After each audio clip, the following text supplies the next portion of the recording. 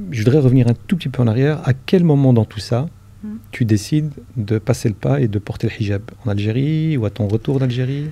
Alors, à la naissance de mon deuxième enfant, on me dit, bon, là, il est temps que tu portes le voile. On te dit? On me dit. Moi, je n'étais pas du tout prête. Je dis non, je ne suis pas prête à le porter. Et de manière très pédagogique, hein, avec douceur, on revient à la charge. Tu sais, il faut, j'ai un copain qui, sa femme n'avait pas porté le voile et il a envie de se séparer de sa femme. Ah oui, donc là, j'ai senti voilà, le danger. Et moi, c'était, pour moi, quand on se marie, c'est jusqu'à la fin. Donc il était hors de question qu'il y ait une séparation ou quoi que ce soit. On ne divorce pas. Je porte le voile, contre ma volonté. Pour plaire. Voilà. Et ça, c'était en janvier de 93. 93. Voilà, 93. Et l'été qui a suivi, je suis partie en Algérie. L'été de la même année. Je pars en Algérie, toute seule avec mes 2 enfants. J'arrive, et bien sûr, ma famille, le voile, pour eux, ça les dépasse. Hein. Ah, tu vas garder le voile? Et moi, je dis, jamais de la vie. Ah oui? Je dis, bah oui. Je dis, il n'est pas là pour me voir. Subhanallah. Voilà, il n'est pas là pour me voir. Donc, je sors avec ma belle-sœur, sans le voile. Au moment où je mets le pied dehors, ce que j'ai ressenti, c'était horrible. J'avais l'impression que la terre, elle s'ouvrait. Subhanallah. Je me suis sentie humiliée. Humiliée. Et à partir de là, je suis rentrée à la maison. J'ai remis mon voile et plus jamais. Et là, c'était ma décision. Ma décision. Subhanallah. Et ça, c'est vraiment important.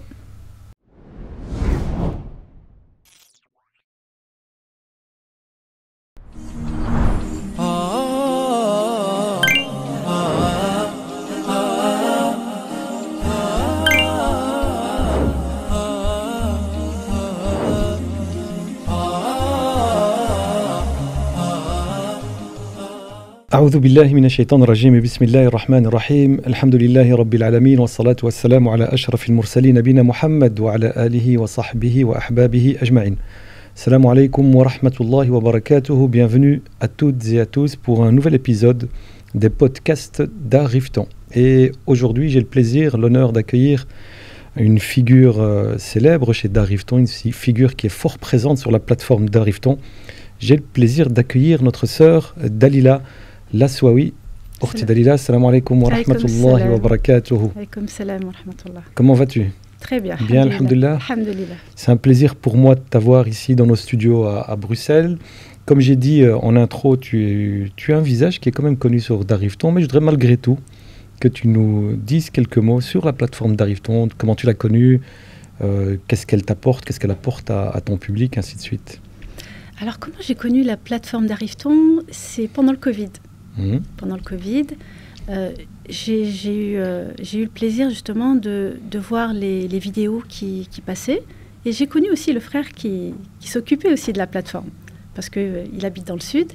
Et par la suite, j'ai eu l'idée de lui demander, ça serait bien si vous me laissiez un espace pour pouvoir intervenir. Ah, donc c'est toi qui interpelle D'Art Rifton, machallah. C'est moi qui ai interpellé. Et donc le frère a dit, je vais demander, et pourquoi pas. Et c'est à partir de là qu'on a commencé à faire des lives après Covid. Mashallah. Ça me fait plaisir de t'avoir sur notre plateforme, ça te fait plaisir de t'avoir ici, ça fait longtemps que j'aurais aimé t'avoir. Alors je t'explique comment ça va se passer. Donc l'idée c'est d'accueillir des invités inspirants, inspirantes, et qu'à travers ton parcours de vie, à travers ton engagement, on donne naissance à peut-être la fibre à d'autres pour suivre ton trajet. On va commencer par Dalila, la femme, pour ensuite terminer par Dalila, l'engagée, Dalila, l'éducatrice, ainsi de suite. Tu es d'accord avec ça? Oui, bien sûr. Tu es prête? Bien sûr. Alhamdulillah.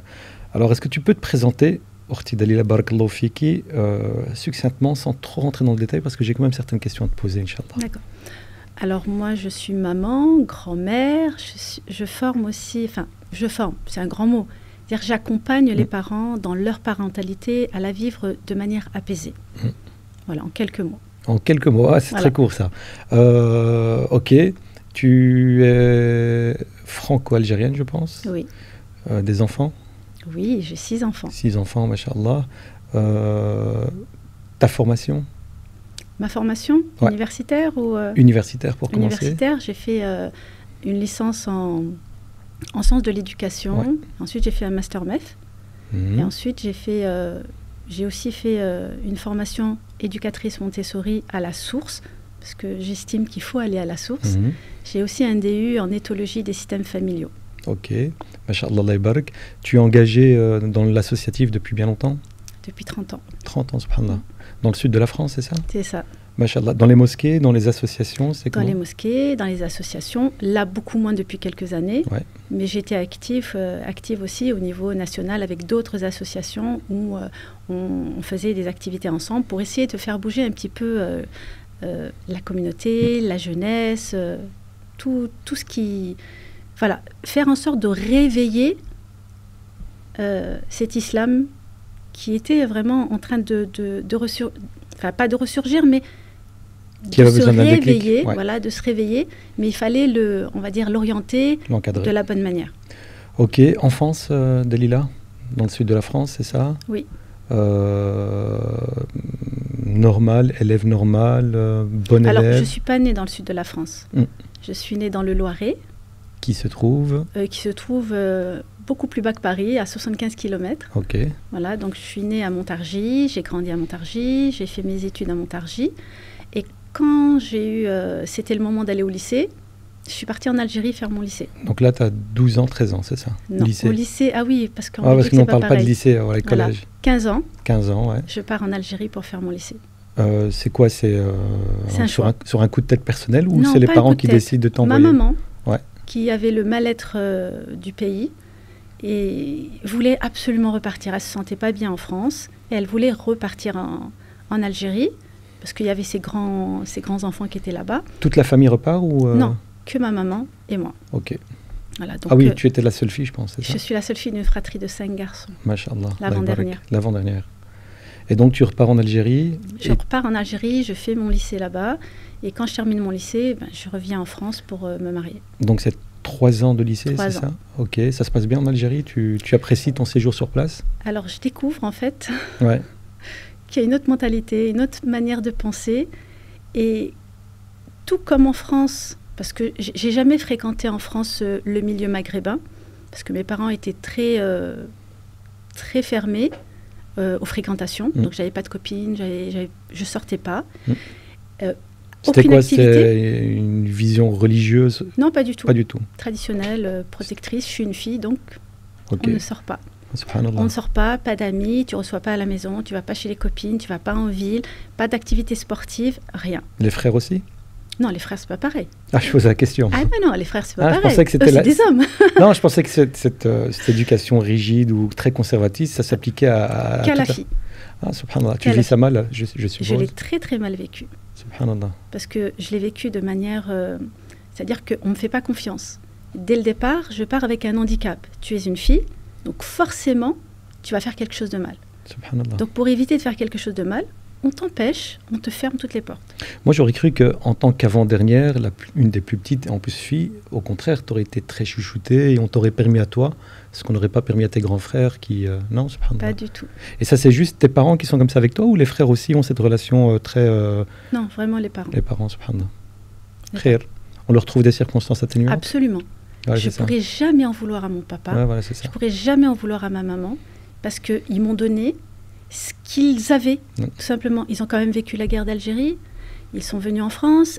Pour eux, dans l'objectif de mon papa, parce qu'il est venu très tôt en France, c'est de fonder un foyer, d'apporter à ses enfants ce qu'il peut leur apporter. Ouais. Donc il les a nourris, il a mis un toit sur leur tête, et pour lui, c'était suffisant. Il n'y avait pas besoin d'autre chose. Tu as pu en parler avec lui, entre autres, Jamais. plus tard? Encore aujourd'hui Mon papa est décédé depuis 20 ans. Ah oui. Voilà, depuis et 20 avec ans. maman? Ma maman aussi. Mais un an après. Ah, subhanallah. Elle est décédée un Donc an tu n'as après. même pas pu un jour leur dire que... Disons qu'avec mon papa, la relation que j'ai eue avec mon papa, on ne peut pas dire que c'est une relation difficile parce que ce n'était pas une relation. Mon papa était une figure dont on avait peur, que ce soit mes frères ou moi. Donc, aller parler à papa, ce n'était pas possible. Le mot, Même plus tard. même plus tard. Papa, je n'ai jamais réussi à sortir de ma bouche papa. Subhanallah. Jamais. Et donc, quand tu devais lui parler, J'allais à côté de lui. Mais c'était Subhanallah. vraiment quelque chose de... J'ai jamais eu de conversation avec lui. Jamais, jamais, jamais. Et il y avait malgré tout de l'amour dans la relation qu'il avait envers toi, ou même ça, il n'arrivait pas à le donner Je pense qu'il y avait de l'amour, à sa manière. mais elle n'a jamais été exprimée. Subhanallah. Voilà. Khair. Et quand tu pars en Algérie, donc à l'âge de 15 ans, Mm. est-ce que ça change pour toi justement, vu que le papa n'a pas suivi? Je pensais que ça allait changer dans le sens où, du fait qu'en France, je pouvais rien faire, peut-être qu'en étant avec les miens, avec T'aurais un peu les plus de mêmes liberté. valeurs, ça allait changer. Finalement, ça n'a pas changé. Donc, toute ton enfance et toute ta jeunesse, tu as vécu quasi, je dirais pas cloîtré, mais coupé Coupé. d'amis, coupé d'amour aussi, Oui. ou plutôt d'expression de l'amour, parce qu'il devrait sûrement y avoir de l'amour. Comment on se remet de tout ça après? On fait des mauvais choix. Subhanallah. Voilà. Et les mauvais choix, la première chose que l'on fait quand on a été privé de cet amour paternel, de considération de maman, de papa, c'est-à-dire que ce manque de confiance fait en sorte qu'on va forcément se dire si je pars de la maison, je me marie, ça va être mieux. Et c'est ce que tu fais. Et c'est ce que je fais. Voilà. Parce que en passant mon lycée, je me dis, je vais peut-être faire des études universitaires. Même ça, je savais, on m'avait dit, pas d'université. Donc pour pouvoir aller à l'université, il te fallait un peu plus de liberté. Donc tu penses qu'en te mariant, en t'éloignant du cocon familial ou de la cellule j'allais familiale, pouvoir avoir cette liberté. Tu l'as eu ou Pas du tout. Subhanallah. Donc l'histoire de ta vie, ça a été la première partie de ta vie, ça a été. On va dire que quand je me suis mariée, moi, je me suis mariée, c'est vrai, c'était pas pour les bonnes raisons. Et je me suis dit, je vais peut-être réussir à faire ce que j'ai pas pu faire quand j'étais chez mes parents.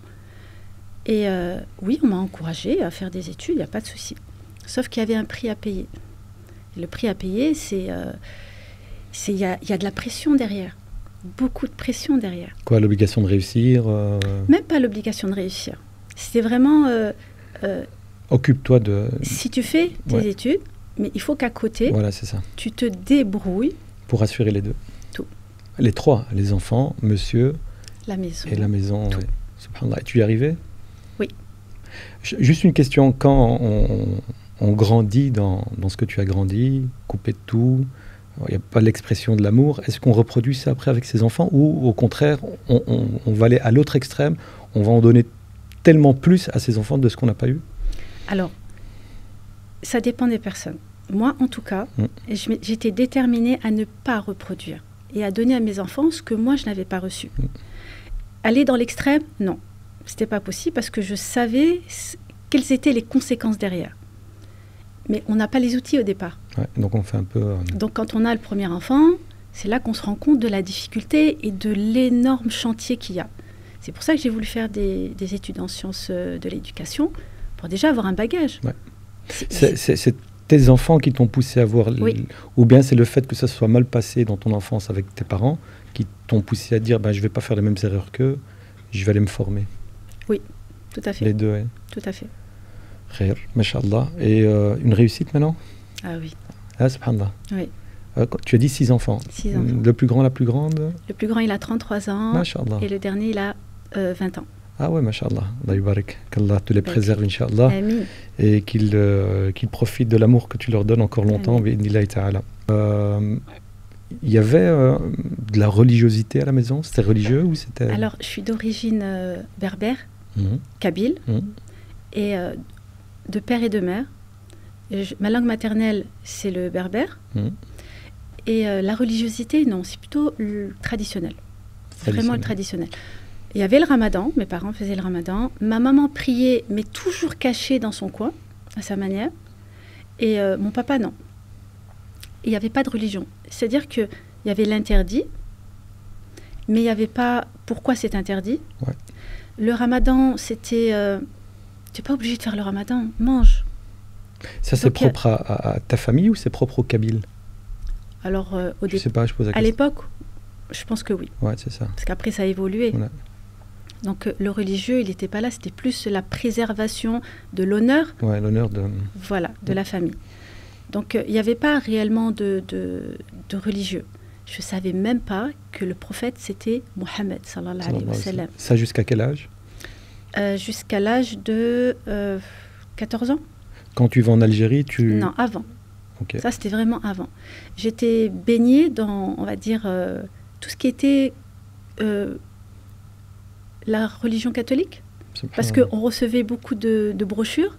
Et moi, j'étais fascinée par le religieux. J'étais fascinée par Dieu. Je ne savais pas que Dieu, c'était Allah. Hein. Je ne savais pas du tout. Donc, tu avais quasi... Ouais, c'est vrai que tu étais coupée. Même à l'école, tu n'avais pas des musulmans autour de toi avec qui, en classe, tu pouvais... Pas du tout. Pas du tout. Voilà. Et donc, j'étais fascinée par Dieu. Et le dimanche, à chaque fois, il y avait les émissions religieuses en France. Et j'étais tout le temps là. Donc, tout ce qui est histoire de la Bible, je connaissais. Je connaissais et j'étais vraiment fascinée. Et je me dis, mais voilà, c'est ça que je veux. Mais c'est pas ça que je veux pour aller le religieux. Voilà, c'est le religieux que je voulais. Ouais. Et c'est quand j'ai eu 15 ans, j'ai eu cette attirance. Et je ne savais pas comment faire pour aller vers Dieu. Je ne savais pas. Et dans l'école primaire où j'allais avant, ils avaient proposé, enfin le consulat algérien avait proposé des cours d'arabe pour les familles algériennes. Donc j'étais inscrite et j'y allais. Ça, papa accepte? Ah oui, il accepte, il n'y a pas de problème. Donc pour les cours d'arabe, il n'y avait pas de cours de religion, c'est cours d'arabe uniquement. C'est la porte d'entrée. Voilà. Et donc, je dis au professeur, je dis, s'il vous plaît, est-ce que vous pouvez nous apprendre à faire la prière? Je ne sais pas pourquoi c'était la prière. Il me dit, je suis désolée, mais je n'ai pas le droit. Je dis, au moins, est-ce que vous pouvez nous apprendre ou m'apprendre ce qu'on dit dans la prière? Je ne savais pas que c'était sourate. Hein. Je ne savais pas. Et donc... Tu viens de très très loin, oui. Dalila. Très très loin, subhanallah. Et il me dit, oui, ça, je peux te le faire. J'ai appris sourate al-Fatiha et les 3 dernières sourates. Voilà. Et puis, à ce moment-là, bon, tu as le déclic, tu as l'envie, mais autour de toi, il n'y a pas de structure qui te le permet. Tu pars avec maman en Algérie, tu y restes 3 ans. Là, est-ce que tu as un peu plus d'ouverture vers l'islam ou Pas du tout. Mais autour de moi, je voyais mes copines. Tu entends l'adhan? Il y a l'adhan? Oui, bien sûr. Je vois les copines. Et je dis, s'il te plaît, est-ce que tu peux m'apprendre à faire la prière? Et... déjà, j'avais dit autour de moi, enfin dans la famille, surtout la famille de ma belle-sœur qui était pratiquant, on m'a rayonné. Comment toi, une immigrée qui vient de France, tu vas apprendre à faire la prière?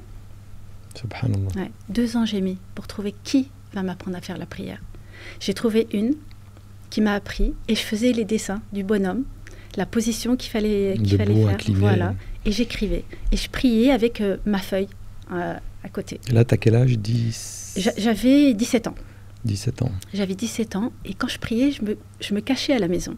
Jusqu'au jour où mon frère, il me voit en train de prier. Lui ne prie pas non plus. Lui ne prie pas.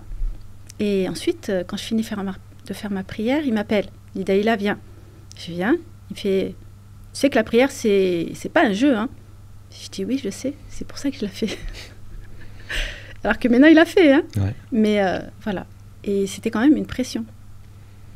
J'ai l'impression d'avoir face à moi une convertie qui essaye de découvrir l'islam, qui est dans un milieu non musulman et qui, tu vois, doit les 1001 astuces que pour trouver un ajib, qu'Allah facilite. Ben Allah a facilité, mashallah, parce que quand j'entends ce que tu me dis, puis alhamdoulilah, je vois ce qu'aujourd'hui tu es, ce que la famille est, les frères et sœurs, comme quoi Allah est grand. Ouais.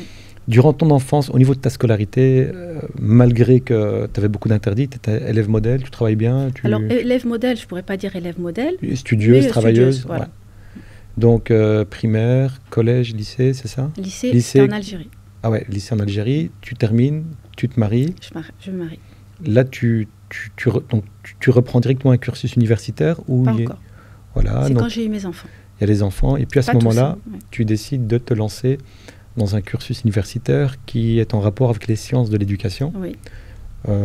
C'est quoi, 3 années, 5 années? C'est 3 ans, c'est une licence. Licence, 3 années, sans accro, ça se termine. Oui.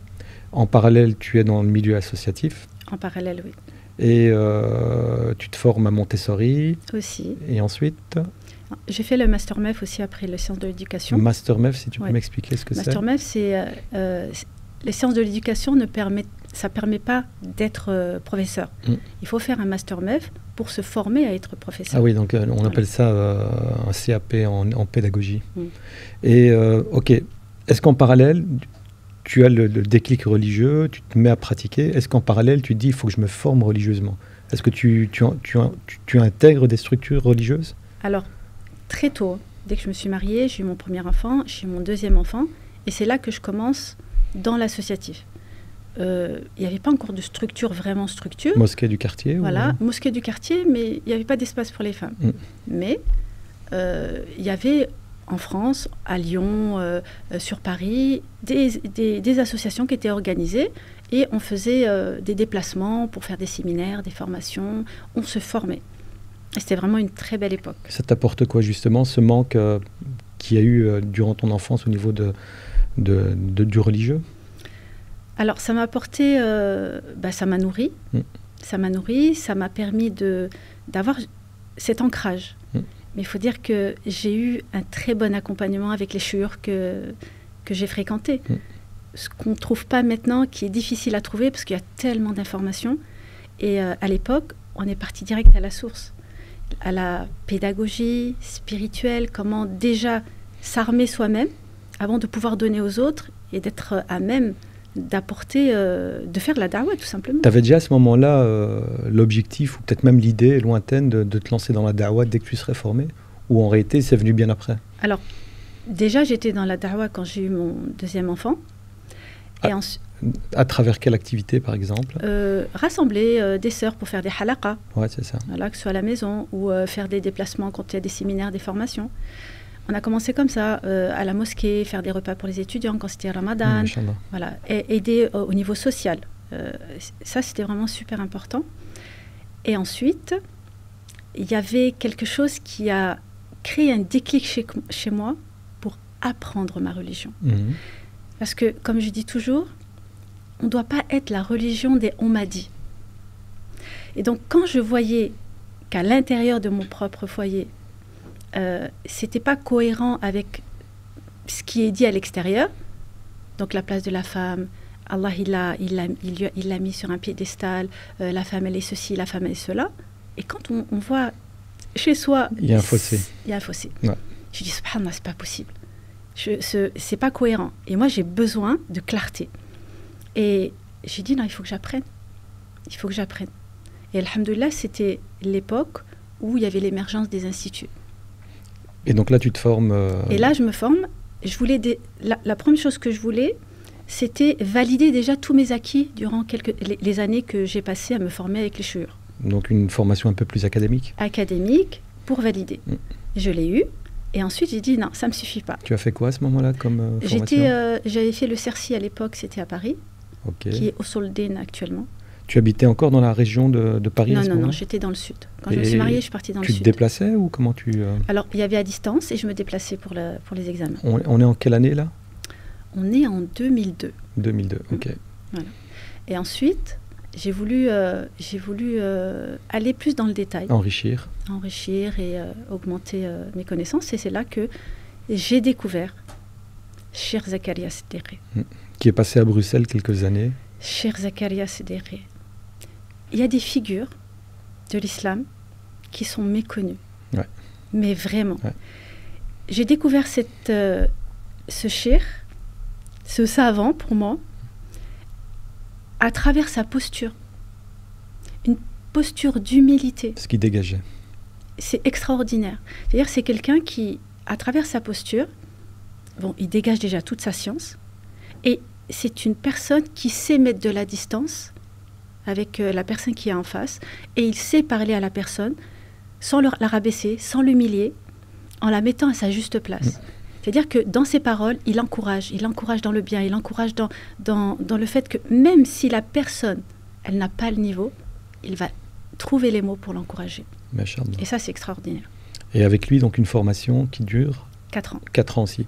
Donc ta première formation au CERCI qui dure 4 ans, 3 ans. 3 ans et 4 ans. 7 années de formation en sciences religieuses, 2 cursus complets. Ouais. Masha'Allah. Je voudrais revenir un tout petit peu en arrière. À quel moment dans tout ça, tu décides de passer le pas et de porter le hijab? En Algérie ou à ton retour d'Algérie? Alors, à la naissance de mon deuxième enfant, on me dit, bon, là, il est temps que tu portes le voile. On te dit. On me dit. Moi, je n'étais pas du tout prête. Je dis non, je ne suis pas prête à le porter.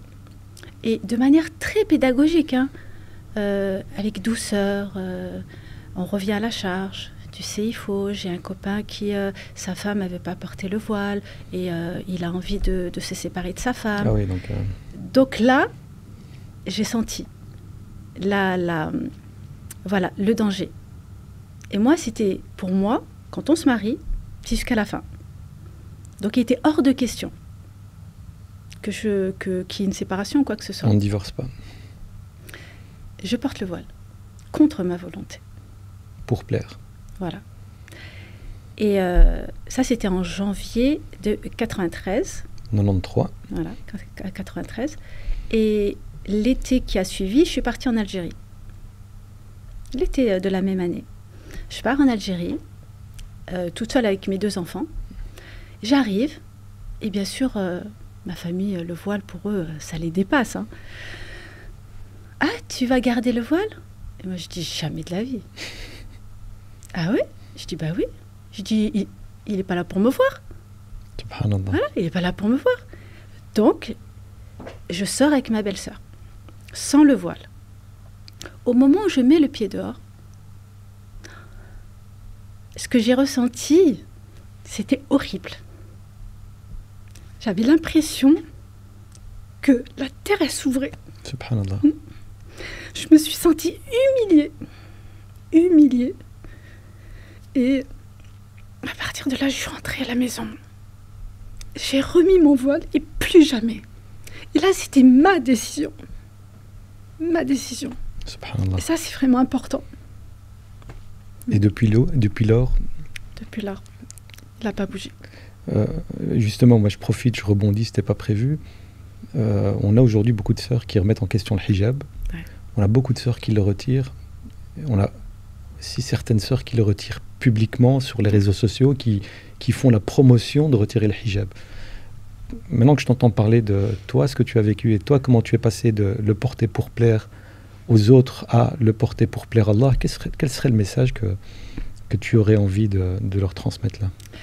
Alors, déjà, pour quelles raisons on va porter le voile? Et ça, c'est vraiment important. Je reçois énormément de messages de jeunes filles qui ont 12 ans.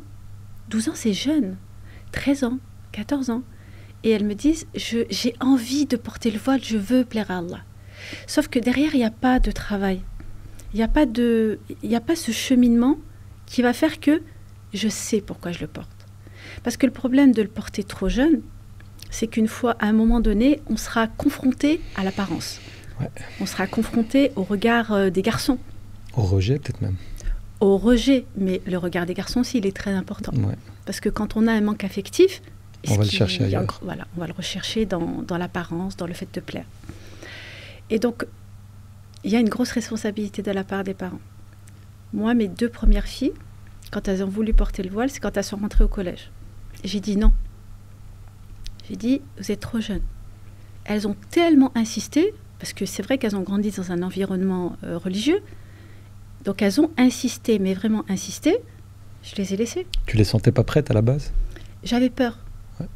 Je voulais que ce soit vraiment une décision réfléchie. Et à 12 ans, pour moi, c'est beaucoup trop jeune, c'est pas assez... Elles ont voulu, je les ai laissées. Mais bien sûr, je les ai laissées, mais il fallait alimenter tout ça. Ouais, il fallait être derrière. Voilà. Il fallait être derrière. Et c'est vraiment un travail qui est...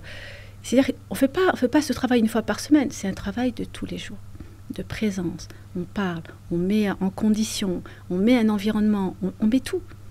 Mais malgré tout, est-ce qu'il peut y avoir un moment, une remise en question? Tu peux avoir ce travail-là, le porter avec conviction et certitude, et puis, dans ton cheminement, ça arrive chez certaines sœurs, de remettre en question, et puis cette remise en question fait que la facilité, c'est de le retirer. Ça peut arriver, ça? Alors, tu rencontres du monde? Faire un cheminement et avoir la conviction, c'est vraiment une question de conviction. Ouais, c'est ça. Quand on est convaincu, qu'on a fait ce réel, sincèrement, ce réel chemin pour porter le voile, rien ne doit l'ébranler. Rien ne doit l'ébranler. Parce qu'à partir de là, tu sais que tu vas être confronté à énormément d'épreuves. C'est pas simple. Soumaya, la dernière, elle n'a pas porté le voile au collège. Donc elle était au lycée, et ses sœurs, c'est même pas moi. Ses sœurs lui ont dit: oh, Soumaya, quand est-ce que tu vas porter le voile? J'ai dit: mais laissez-la tranquille. Mais maman, tu vois pas, elle porte pas. Mais laissez-la tranquille. Ça doit être sa décision. Ouais. Et elle a décidé de porter le voile quand elle a eu son bac et qu'elle allait rentrer à la fac. Parce qu'elle ne voulait pas retirer son voile devant le collège, devant le lycée. Et elle me fait la surprise un jour, et elle me dit: maman, ferme les yeux, je vais te montrer. Écoute, te mets pas en colère, je me suis coupé les cheveux. Elle avait mis la capuche. J'ai dit: oh non, qu'est-ce que tu as fait, Soumaya? Elle me dit: ferme les yeux, tu vas voir, ça va te plaire. Et à ce moment-là, quand elle me dit: ouvre les yeux, je la vois avec le voile. J'ai dit: subhanallah. Et ça, c'était sa décision. Subhanallah. Quand c'est ta décision de porter le voile, quelle que soit l'épreuve à laquelle tu as confronté en tant que femme, tu ne dois pas ressentir le doute et tu ne dois pas être ébranlé par le fait de le porter. C'est ça la vraie conviction? Le doute, on peut le ressentir. Je te parle en tant qu'homme parce que je ne sais pas ce que c'est. Le doute, on peut le ressentir, ce n'est pas un problème. C'est les effets du doute? Dès qu'il y a un doute, il faut tout de suite revenir à Allah. Parce que la force, on la puise auprès d'Allah subhanahu wa ta'ala. Et de quelle manière? En faisant des invocations, en priant, en lui demandant. Il n'y a que comme ça qu'on arrive à avoir son soutien. Tu as vécu, toi, du rejet à cause de ton hijab? Non, jamais. Subhanallah. Jamais. Ok, et tes filles non plus? Soumaya, si. Soumaya, quand elle est rentrée à l'école d'ostéopathie, la première année, on a voulu lui faire le retirer. Et elle était complètement paniquée. J'ai dit: non, faut pas. Appelle le CCIE. Le CCIE, vraiment, a fait un travail magnifique. Et pendant 2 ans, les 2 années, ils ont voulu absolument lui trouver à chaque fois quelque chose. Alors qu'elle est majeure de promo, qu'elle est jamais absente, qu'elle est toujours très studieuse, des notes excellentes. Mais malgré tout... le hijab gêne. C'est ça. Barakallahu fiki, Okhti Dalila. On va poursuivre, Inch'Allah. Donc, tu te maries, tu as des enfants. Allah barak. Tu te formes religieusement, un double cursus. Tu es très engagé. À quel moment dans ton parcours tu apparais sur les réseaux sociaux? Ça, c'est important. Alors, j'apparais juste avant la vidéo que j'ai faite avec Darifton. La vidéo qui a fait le buzz. Pourquoi? Parce que c'est quelque chose qui touche. Ouais, donc tu as parlé avec tes émotions. Ouais. Mais tu décides, à quel moment tu dis quoi? Il faut que j'atteigne un public que je ne peux pas atteindre, et les réseaux sociaux, c'est quand même tôt, c'est quoi? C'est en 2020, 2019? C'était 21, je crois. 21. Je crois 21 ou 22, je ne sais plus. Et 21. Tu sautes le pas seul? Je saute le pas seul parce que mes enfants, ils ne voulaient pas m'aider à utiliser Insta. S'il vous plaît, vous ne pouvez pas m'aider? Comment est-ce qu'on fait ça? Comment on fait ça? Oh, maman. Et je ne suis pas plus bête qu'une autre. Je tâtonne. Et puis je fais. Et tu poses des vidéos ou tu fais des rappels ou je pose des vidéos qui ont un rapport avec la personne, avec la famille, avec les enfants. La parentalité, les enfants, et toujours en rapport avec la religion? Alors, il n'y a pas besoin de mettre du religieux dedans. Parce qu'à partir du moment où on parle de parentalité, obligatoirement, ça a toujours un lien avec le religieux. C'est vrai qu'on a besoin de sources pour étayer tout ça, parce que voilà, on en a besoin. Mais pour moi, je me suis dit, ça coule de sources.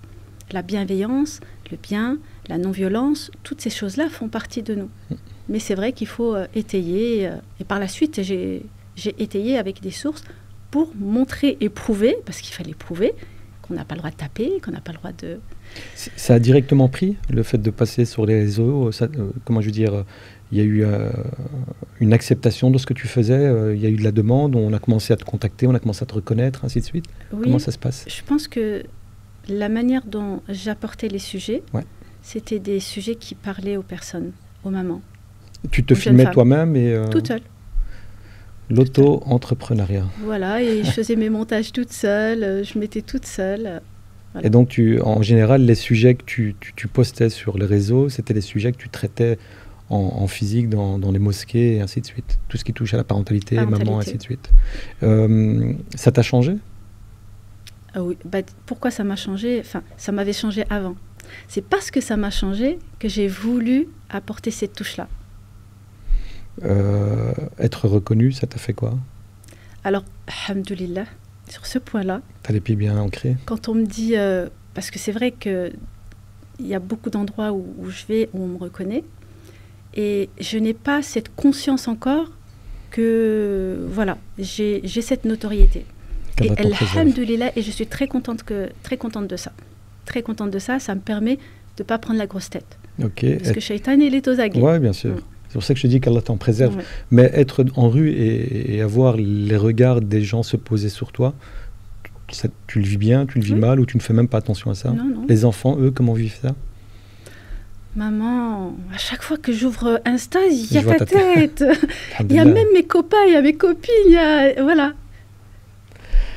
Khair, qu'Allah te préserve, qu'Allah fasse que tu continues cette da'wa, Okhti Dalila, et que ça ne te monte pas la tête, et que l'objectif premier, ça reste tout le temps de plaire à Allah et de gagner sa satisfaction et son agrément.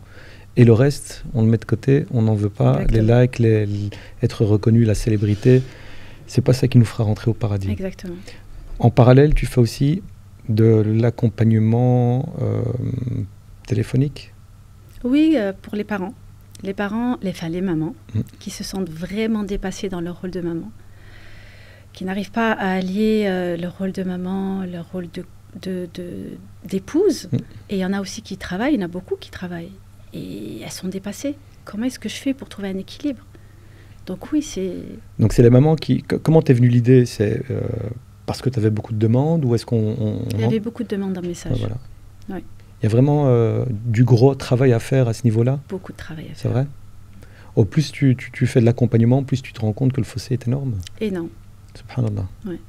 Et comment ça se passe un accompagnement, quoi? Tu écoutes la personne et tu essaies d'amener des solutions aux problèmes à travers tes études et ton expérience? Enfin, déjà, on fait un état des lieux. Et ensuite, on essaye j'essaye avec la personne, parce que c'est pas à moi d'apporter... Tu accompagnes? Voilà, j'accompagne parce qu'elle doit prendre conscience de la problématique. Et ensuite, quand on fait un état des lieux et qu'on essaye de trouver qu'est-ce qui déclenche telle ou telle chose, c'est là qu'on apporte des améliorations, des pistes d'amélioration. Ça a tout le temps été ton travail, ou tu as fait autre chose avant? Non, ça n'a pas été... J'étais enseignante. Ah, tu étais enseignante. Ah, subhanallah. Dans les écoles publiques ou en privé? Dans les écoles musulmanes? Oui. Ah, subhanallah. Et donc qu'il était hors de question d'enlever mon nom. Oui, bien sûr, c'est vrai. Voilà. Donc tu es enseignante maternelle, donc tu t'occupes de l'enfance, et puis à un moment, tu passes à l'accompagnement des adultes. Je bascule. Pourquoi? Ouais, Il y a voilà, une raison. Ça. Pour moi, j'ai toujours pensé que c'était l'enfant qu'il fallait guérir. Apporter ce dont il a besoin pour se sentir en confiance, en autonomie, qui développe ses compétences. Mais quand j'ai vu les parents, je me suis rendu compte de la détresse des parents. Et c'est là que je me suis rendu compte que les enfants, oui, je vais les accueillir, je vais leur apporter ce dont ils ont besoin dans la journée. Je vais mettre des pansements sur leur bobo. C'est les parents. Et ensuite, ils rentrent à la maison et c'est rebelote. Et c'est là que j'ai pris conscience que non, c'est pas possible. Il faut vraiment faire ce travail de prise de conscience auprès des parents qui ne s'en rendent pas compte. Hein. Ils veulent bien faire, mais ils ne savent pas comment faire. Ben justement, les parents qui voudraient entrer en contact avec toi pour peut-être être accompagnés par Dalila, c'est possible ou Oui, ils peuvent me contacter sur Instagram. Instagram, Dalila Lassoawi, c'est voilà, ça? Tout simplement. Et il y a une longue liste d'attente, ou en général, ça se passe comment? Parce que en général, les sœurs qui travaillent dans le milieu de la da'wa disent qu'elles sont pleines et qu'elles ont des listes d'attente de dingue, toi aussi? Alors oui, j'en ai en fonction des créneaux que je libère, mais il y a des disponibilités. Tu fais ça en temps plein maintenant?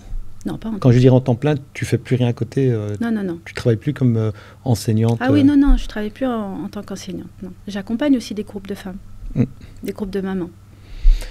En parlant d'accompagnement, tu accompagnes aussi depuis peu les pèlerins à la Umrah et au Hajj. C'est une nouvelle activité, ça, Dalila? C'est extraordinaire.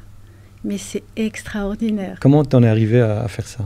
Alors, J'ai fait plusieurs fois le Hajj, et j'ai fait plusieurs fois... Mais pas en tant qu'accompagnatrice, en tant que juste pèlerine.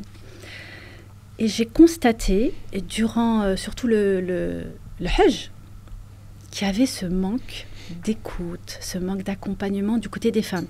Parce que les femmes, elles ont des besoins d'être entendues, d'être écoutées, d'être rassurées. Comprises. Voilà, comprises, pour que ça se passe au mieux, parce qu'elles ont des craintes, elles ont des peurs. Et c'est difficile d'être à leur écoute. Et il faut aussi avoir cette posture de bienveillance. Elle est très, très importante. Parce que le pèlerin, il ne doit pas se sentir mal, il ne doit pas se sentir méprisé, parce qu'il vient faire le voyage de sa vie. Ouais. Et j'ai vu tellement de choses qui m'ont blessée vis-à-vis des autres, que je me dis non, c'est pas possible. On doit changer cet aspect-là. Et tu encadres les pèlerines, si j'ai bien compris. Oui. C'est ça. C'est quoi? C'est aussi leur offrir un cadre sécurisé par rapport à certaines dérives? Aussi. Alors j'explique de quoi je parle dans les dérives. On sait très bien que il y a eu des histoires dernièrement, que ce soit en Belgique ou en France, ou ainsi de suite. Dès que des frères et des sœurs se retrouvent dans une certaine proximité, il y a des dérives qui se font. Et puis il y a certaines sœurs qui ne veulent plus de ce contact-là. L'idée, c'est quoi? C'est de permettre à ces sœurs-là d'être encadrées totalement par une accompagnatrice religieuse formée à la chose. C'est ça. Et les retours sont excellents. Ouais, et toi, ça t'apporte quoi exactement, Dalila? Moi, j'aime le contact. J'aime apporter aux sœurs ce réconfort, cette faisabilité et surtout cette sécurité. J'aime trop le contact. Ouais, j'aime trop parler avec, être à leur écoute. Mais tu ne peux pas t'imaginer à quel point c'est déjà un bien pour moi. Ouais. Et quand je vois que ça apporte, je me dis alhamdoulilah. Donc tu es présente avec elles, tu les accompagnes. Il y a des jalasettes qui sont organisées là-bas sur place. Oui. Des moments où elles peuvent venir te voir, poser des questions. Aussi. On a un groupe WhatsApp. Et dès qu'il y a quelque chose, si jamais elles veulent me dire quelque chose en privé, il n'y a aucun problème, je suis disponible. Bon, c'est vrai, alhamdoulilah, j'ai cette capacité d'être très réactive. Et d'aimer ça. Et d'aimer ça. Oui, bien sûr. Voilà. Tu accompagnes le Hajj cette année-ci? Oui. Donc les sœurs qui voudraient partir avec Dalila au Hajj cette année-ci, qu'elles contactent Dalila sur les réseaux sociaux, c'est ça? Ah c'est trop tard maintenant. Ah, c'est plein déjà?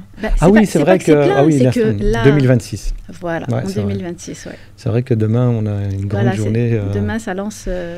Khair, Inch'Allah, 2026, les sœurs qui voudraient être accompagnées plutôt par notre sœur Dalila. Et puis, durant l'année, il y a des Umrah. Oui, donc bien tu sûr. accompagnes, Masha'Allah, Allah yabarak. Ta prochaine Umrah, Dalila, tu sais déjà c'est quand? Donc là, je vais faire la première semaine de Ramadan.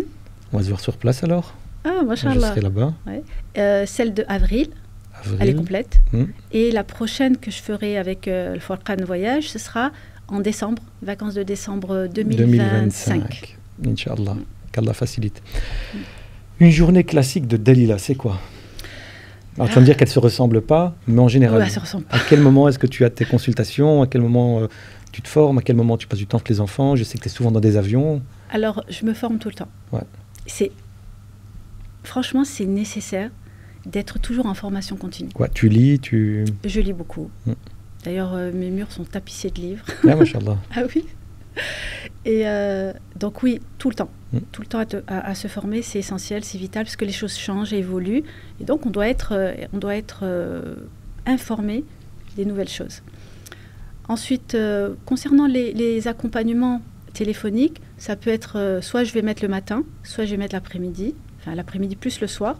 En fonction des semaines, ça dépend. Et sinon, je m'octroie aussi un temps pour moi. Voilà, parce qu'il faut aussi que je puisse être... tu es ta priorité. Je suis ma priorité pour être en mesure d'apporter aux autres aussi. Masha'Allah. Tu fréquentes beaucoup la mosquée,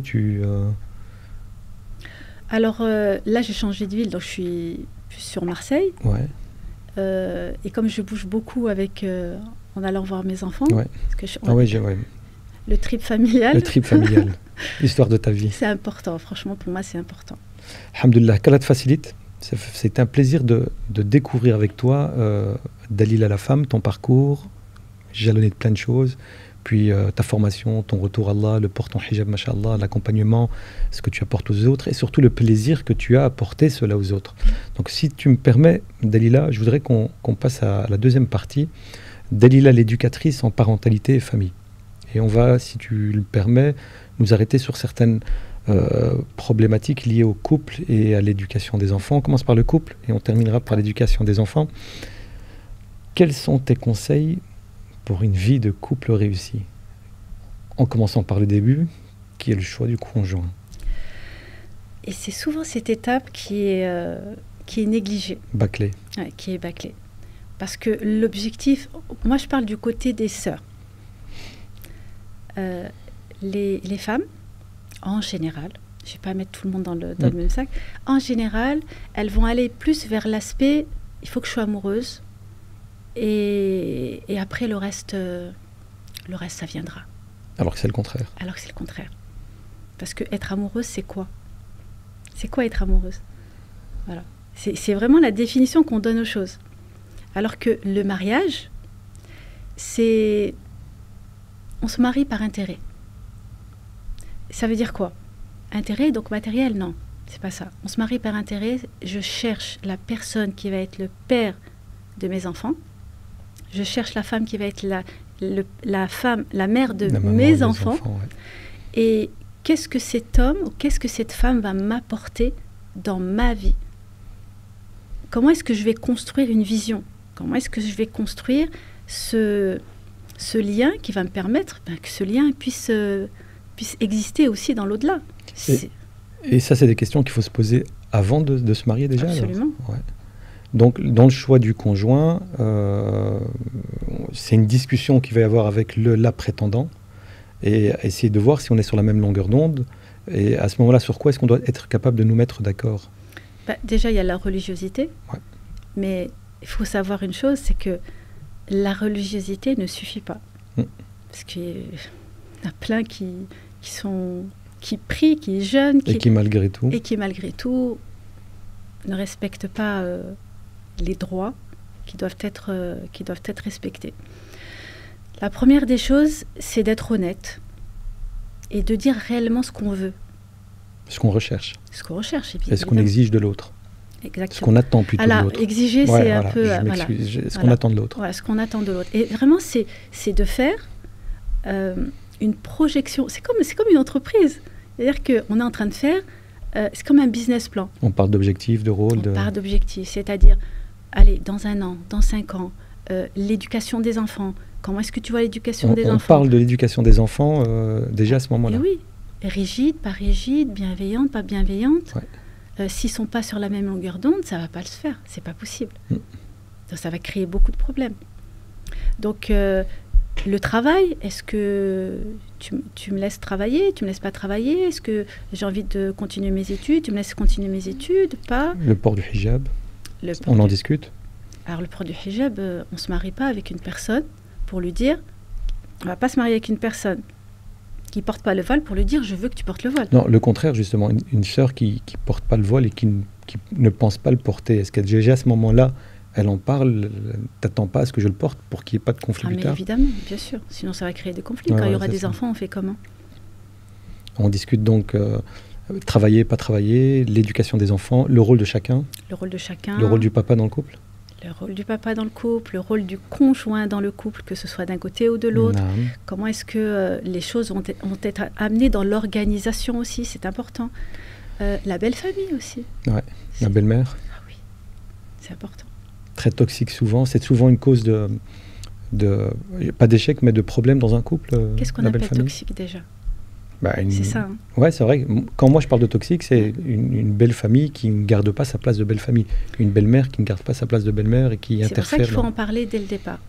Quelle place ta famille a dans ta vie? Comment est-ce que tu vois la présence de ta famille dans notre couple? Il faut en parler. Parce que sinon... Alors une question, Delila, toi maintenant qui as de l'expérience, qui est dans le milieu... Est-ce que nos jeunes, filles et garçons, sont préparés à tout ça? Parce que là, ce que tu me dis, j'ai pas l'impression que ça discute de tout cela. On discute plus de mondain, Oui, pas du tout. C'est-à-dire qu'il me plaît, il est beau, et puis... Il a une belle voiture. Aussi. Et bon, c'est pas grave, même si c'est énervé ou qu'il m'a exigé ceci, c'est pas grave. Quand on sera mariés... Ça ira mieux. Ça ira mieux. Subhanallah. Sauf que non. Tu as souvent des cas pareils de personnes qui viennent te dire que elles ont accepté un peu tout et n'importe quoi et qui le regrettent après parce que ça passe mal. Il y a aussi les femmes qui, quand elles se marient, elles font de leur belle-mère leur mère. Mais la belle-mère n'est pas la mère. Ouais. Jamais. C'est-à-dire qu'il faut installer une relation de respect, mais ça ne sera jamais ta mère, jamais de la vie. Donc, mettre en place des limites, mais des limites bienveillantes. C'est pas parce que tu vas tout faire à ta belle-mère qu'elle va t'aimer plus que ses filles. Jamais de la vie. Les 2-3 erreurs les plus fréquentes dans le choix du conjoint, d'après toi, si tu devais donner maintenant un conseil à notre public, homme ou femme, voilà, faites attention à ça, faites attention à ça et faites attention à ça. Alors, moi je dirais en numéro 1, choisir son conjoint sous l'effet de l'amour. Donc, ça c'est une erreur. Voilà, être d'une certaine manière aveuglé dans le choix du conjoint. Absolument. Là, on ne choisira jamais de manière intelligente. Ouais, voilà. Et il faut pas que la raison soit voilée. Il faut vraiment que ce soit un choix intelligent. Ouais. Sinon, forcément, elles vont subir, tout simplement. Et c'est pas le but. Et vraiment, dans ce choix-là, il faut vraiment discuter de tout. C'est tellement important. Et il y a des choses sur les... Comment dire ? Il y en a qui vont omettre de dire certaines choses. On montre notre belle facette. Absolument. On ment à l'autre, en fait. Ok. Tu parlais du choix du conjoint en se basant sur la religiosité. Est-ce qu'on doit aussi discuter du cheminement spirituel dans le couple avant de nous marier, nous mettre d'accord sur ce qu'on recherche au niveau de la pratique, au niveau de l'évolution, au niveau par exemple de l'hifz al-Qur'an, au niveau de tout cela ou pas? Ou ça vient avec le temps? Ce que j'ai constaté, c'est qu'il y a des attentes irréalisables avant. Ouais. Donc moi, je veux que tu m'apprennes ci, moi je veux qu'on fasse des jalasettes tous les soirs, qu'on apprenne tant de Qur'an. C'est pas réalisable. Quand on veut cheminer à deux, parce que ce qu'il faut savoir, c'est qu'on a un niveau différent, on a des attentes différentes, et on a une envie de se nourrir spirituellement différente. Donc forcément, on doit prendre en compte les besoins de l'autre. Il y en a qui aiment plus lire le Coran, apprendre du Coran, et d'autres préfèrent autre chose. Et c'est d'accord, il n'y a pas de problème. C'est comment est-ce que moi, je vais pouvoir rejoindre l'autre dans cette spiritualité. Et comment l'autre va me rejoindre dans ma spiritualité. Exactement. C'est vraiment avoir cette souplesse. Si dans le muqabala, donc les discussions qui précèdent le mariage, la jeune fille ou le jeune garçon se rend compte que face à lui, la personne, elle lui plaît, tout ce qu'on veut, mais qu'elle n'est pas dans cette même démarche de cheminement spirituel. Le conseil que toi tu donnes, c'est quoi? C'est de mettre fin et de... Non, pas du tout. À partir du moment où la personne... Avant le mariage, hein. Oui, à partir du moment où la personne, elle est dans cette relation avec Allah. Dans cette recherche. Oui, dans cette relation. Dans cette recherche, dans cette relation, elle va faire qu'évoluer. Le cheminement spirituel, c'est le chemin de toute une vie. Ouais. Et donc, il va y avoir des hauts, il va y avoir des bas, il y a des moments où on n'est pas bien, il y a des moments où ça va diminuer. Mais ce qu'il faut savoir, c'est qu'on n'obtiendra pas tout en 2 ans, 3 ans, 5 ans, 10 ans. Non, ça prend du temps et on évolue au fur et à mesure. Une maman qui refuse un prétendant à sa fille pour des raisons qui ne sont pas légitimes. Quel est le conseil qu'on donnerait à cette fille, ou le contraire, au garçon? Tu conseilles, avec ton expérience, de forcer la chose, ou de plutôt accepter l'injustice et se ranger à l'avis de la maman? Alors, c'est une colle? Non, c'est pas une colle. C'est que c'est une très lourde responsabilité que les imams ne veulent pas prendre. C'est pour ça que je te pose la question. Donc eux, ce qu'ils vont dire, c'est change, c'est pas grave, c'est ta mère, tu obéis, c'est comme ça. Sauf que oui, c'est une injustice. Et c'est sûr que l'injustice, on ne doit pas l'accepter. Mais on doit se poser. Pourquoi? Quelle est la raison? Mais il faut que les parents y parlent. C'est pas je dis non. Point barre. Point barre. Non, j'explique. Parce que j'ai vu, parce qu'il y a ceci, parce qu'il y a cela. Ok, comment est-ce qu'on peut... Parce que la perception des parents... n'est pas celle de... Voilà. Et il y a des parents qui voient des choses et il faut les écouter.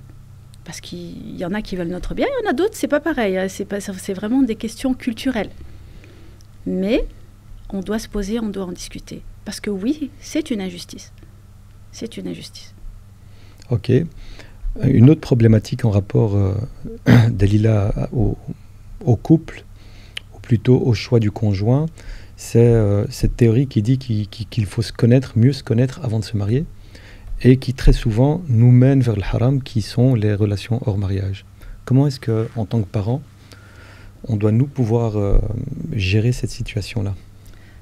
Alors, se connaître avant le mariage... Il faut en parler aux enfants, je veux dire, leur dire clairement, voilà, c'est quoi se connaître, c'est quoi découvrir l'autre. Déjà, avant d'arriver à la relation hors mariage, c'est qu'est-ce que j'ai construit avec mon enfant avant. Ouais. Et ce qu'il faut construire, c'est déjà mettre un environnement religieux. Religieux, ouais. C'est quoi la religiosité? C'est la crainte d'Allah. C'est-à-dire, c'est pas pour moi que tu vas pas faire la chose. C'est parce que tu es sous le regard d'Allah.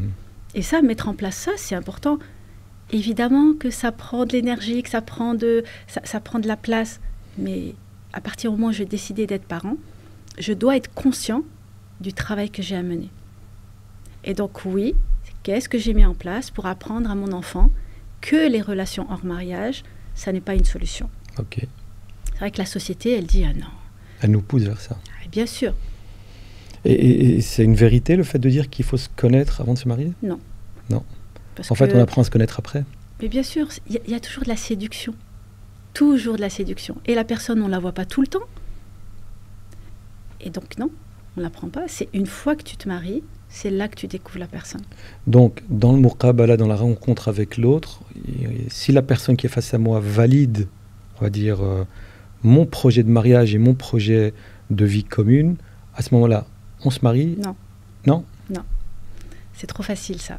Parce qu'on cache des choses, malgré tout. Il faut qu'il y ait des rencontres, mais avec la famille.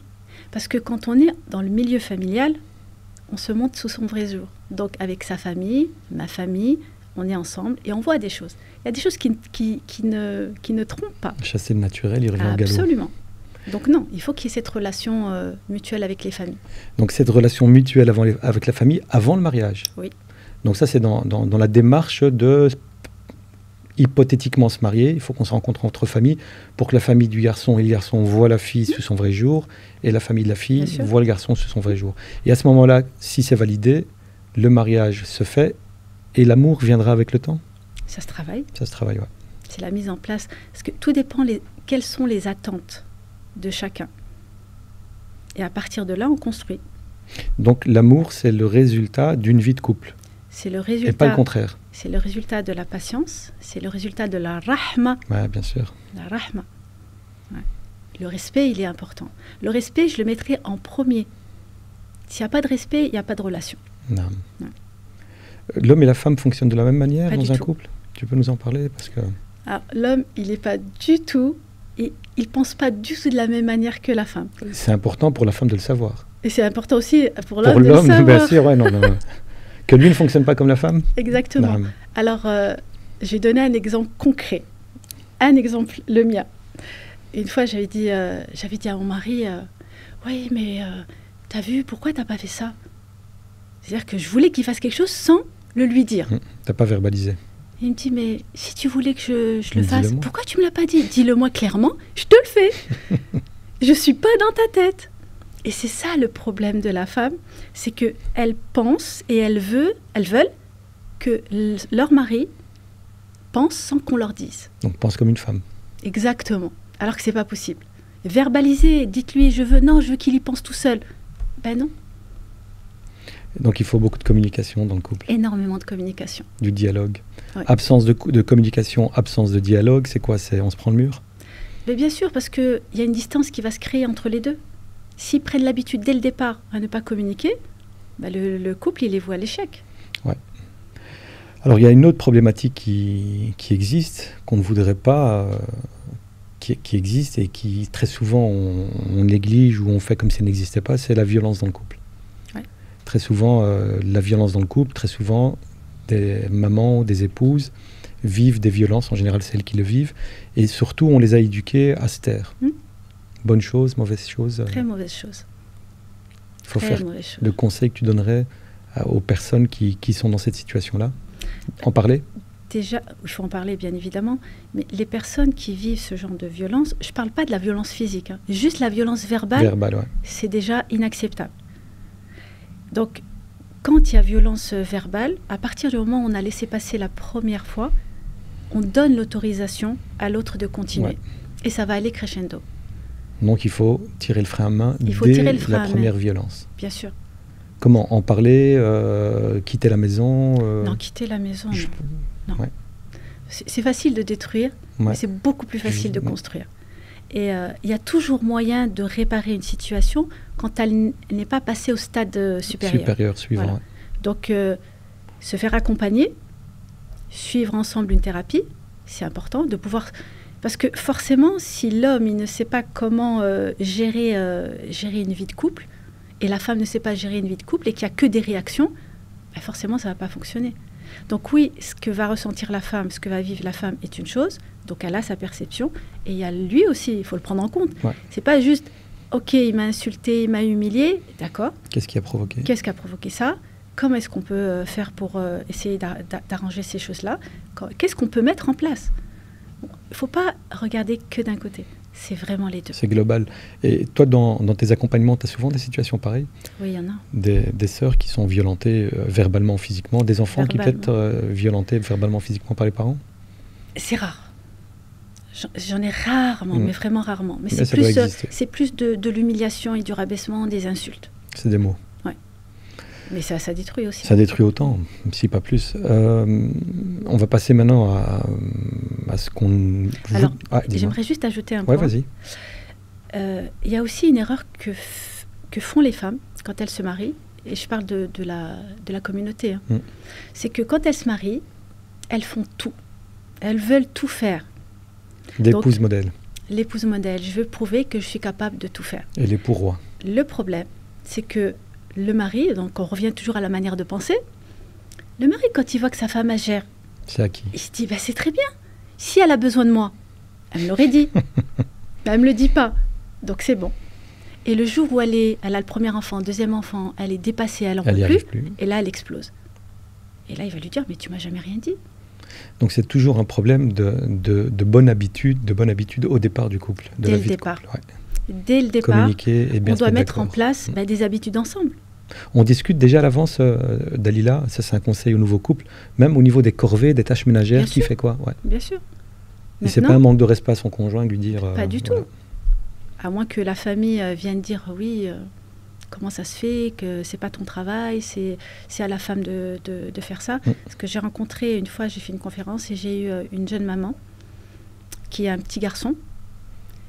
Ils sont partis, après le Covid, ils sont partis en Tunisie pour voir la famille. Ça faisait 2 ans qu'ils ne l'avaient pas vu. Et le papa, c'était un papa extraordinaire, très proche de son fils. Il lui change les couches, il donne à manger, il dort avec lui, il s'en occupe, mais elle dit tellement, moi, il m'a exclu. Ouais. Voilà, il m'a exclu. Ils sont partis en Tunisie, la belle famille a vu ça. Ils ont dit, mais c'est pas possible, t'es pas un homme. C'est pas comme ça qu'on se comporte, c'est pas à toi de faire ça, c'est à elle de faire ça. Il a changé? Il est revenu. Il a complètement changé. Il a rejeté son fils. Subhanallah. Et ils se sont séparés. Comment est-ce qu'on peut détruire un couple? Exactement. Il y a une recette miracle, Dalila, pour réussir sa vie de couple? Oui. Dites-moi, parce que là, Oui, la patience. La patience. La rahma. Allah subhanahu wa ta'ala, il nous le dit. Ouais. Mawadda wa rahma. Et Allah ne parle jamais d'amour dans le Coran concernant le couple. Il parle de mawadda. L'affection, c'est un élément tellement fort. L'affection, c'est ce qui va se construire, c'est ce qui va consolider le couple. Le ciment du couple. Exactement. Et ensuite, il y a la rahma. Quand on fait des erreurs, quand on dépasse les limites, eh ben, l'un et l'autre, indulgence, pardon. La rahma nous permet d'accepter les failles du conjoint. Exactement. Et le divorce, Dalila, ça explose. Comment est-ce qu'on explique autant de divorces? Et puis, est-ce que divorcer, c'est un échec? Alors, divorcer n'est pas un échec. Mais comment est-ce qu'on divorce? Pourquoi est-ce qu'on divorce? Pourquoi est-ce qu'on divorce autant? Voilà. Parce qu'on est dans une société de consommation, de surconsommation. Où la société, elle nous a montré, si ça ne marche pas, t'en as plein là. Voilà, ça marche. Kleenex. Voilà, exactement. Je prends, je jette, tout simplement. Et donc, si ça ne fonctionne pas, t'es pas comme moi je veux, au revoir. Donc il n'y a plus l'effort d'essayer de sauver son couple. Absolument pas. Qu'il y ait ou pas d'enfants. Ah, qu'il y ait ou pas d'enfants. Le pire, c'est quand il y a des enfants. Et nos sœurs et nos frères dans la communauté ont intégré cette approche consommation dans le mariage. Bien sûr. Ça va pas, au revoir, suivant. Bien sûr. Et le pire que je rencontre le plus souvent, c'est quand il y a divorce avec des enfants, les papas divorcent de leurs enfants. Donc ils quittent tout. Ils quittent tout. C'est vrai qu'on entend ça très souvent. Oui. Et même pour lui, c'est une libération plus qu'autre chose. Oui, de toute façon, il va refaire sa vie, il aura d'autres enfants, donc il oubliera les anciens. Qu'Allah nous préserve, qu'Allah préserve nos jeunes, qu'Allah préserve les couples, qu'Allah fasse, Inch'Allah, que justement le ciment de l'union de ces couples soit la rahma et la mawadda. Je vais te demander, si ça ne te dérange pas, Dalila, de passer du couple conjugal au couple parental. Oui. Alors, première question, est-ce que le passage de couple conjugal à couple parental doit se faire rapidement, ou bien non, c'est à ce moment-là, se connaître se fait durant cette période-là?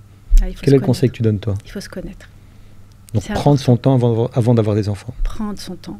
Parce que c'est là que on va apprendre à connaître le caractère de l'autre, les habitudes de l'autre, construire des habitudes ensemble, faire des choses ensemble, se projeter ensemble sur des projets. Et ensuite, on amène l'enfant au sein de ce couple conjugal. Le problème, c'est que si le couple, il n'est pas stable, généralement, la femme, elle se dit, je vais faire un enfant et ça va rétablir l'équilibre. Malheureusement, quand on amène un enfant dans un couple conjugal instable, qui est fragile, ça va être un tsunami. Ça rajoute de la fragilité. C'est une catastrophe. Ouais. Et quoi, l'idée de se donner du temps avant d'avoir des enfants, c'est quoi? C'est pour s'assurer que le conjoint, c'est le bon? Non, pas du tout. C'est bon, c'est pas bon. Non, donc l'idée, c'est divorcer avant qu'il y ait des enfants si ça va pas. Certains réfléchissent comme ça. Pas d'enfants pendant 1 an ou 2 pour être sûr que c'est la bonne personne. Moi, je dirais pas ça. Je dirais plus 1 an ou 2 pour construire quelque chose. Pour être un couple solide. C'est-à-dire qu'il y aura des conflits pendant cette année-là, ces 2 premières années. Il y aura des conflits, il y aura des réajustements. C'est-à-dire que mettre les choses dans une solidité c'est ça. Pour pouvoir amener un enfant dans ce couple. Mais c'est pas pour autant que ceux qui ont directement des enfants, voilà, c'est ça. Bien c'est sûr. Juste par précaution, ainsi de suite. Alors on a parlé beaucoup de crainte, ou plutôt de plainte de nos sœurs envers leur époux. Moi, la plainte que j'ai souvent des époux, c'est qu'ils se plaignent lorsqu'ils deviennent parents, l'épouse n'est plus épouse et devient à 100% mère. Oui. Quitte à mettre monsieur de côté. Absolument. Et ils vivent ça très très mal. Quel est le conseil que tu donnes à nos sœurs? Eh bien là, ce qu'on constate dans ce cas de figure, c'est que, encore une fois, on n'arrive pas à trouver un équilibre. Donc, le couple conjugal est une chose, une couple parentale est une autre chose. Quand un enfant vient, c'est vrai que la mère reste mère. Elle veut être mère à 100%. Alors, mère à 100%, ça veut dire qu'elle va s'occuper de l'enfant, elle va se négliger au niveau de son aspect physique, elle ne va plus être accueillante comme elle l'était au début. Et le mari, quand il rentre à la maison, quand il voit les étoiles à l'extérieur et qu'il rentre à la maison, c'est catastrophique.